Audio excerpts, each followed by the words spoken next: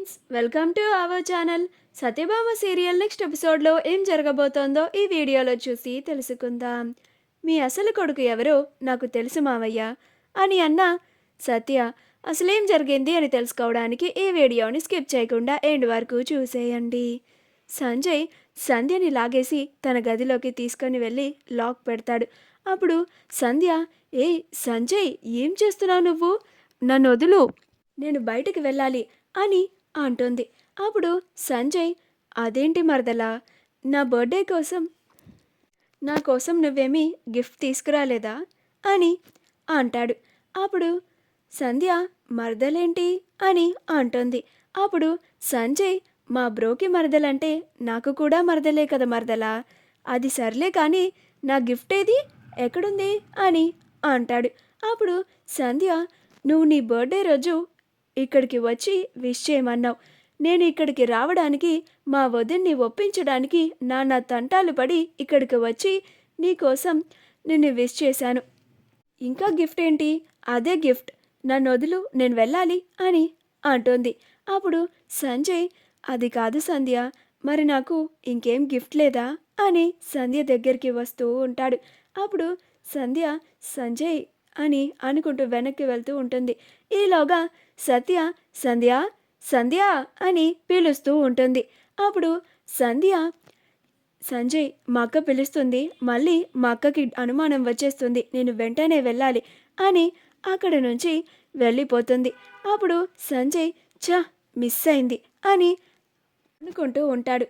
ఇప్పుడు మిస్ అవ్వచ్చు, కానీ తరువాత మిస్ అవ్వనివ్వను.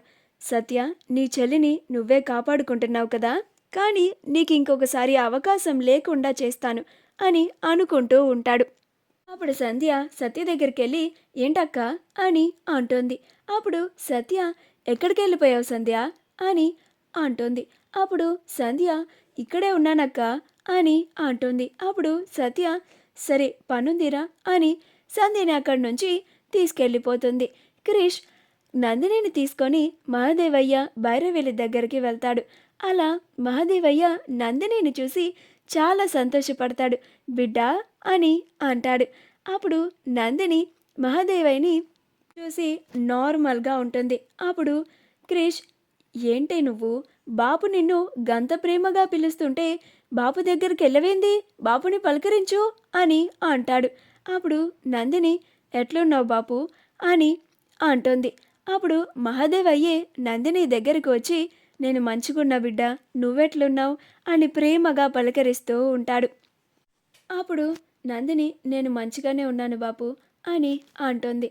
అప్పుడు భైరవి, చూసినవా అయ్యా, నీ బిడ్డకి కళ్ళ ఎదుటుక ఇంత మనిషి కనిపిస్తున్నా కన్నతల్లి అస్సలు కనిపిస్తనే లేదు అని అంటుంది.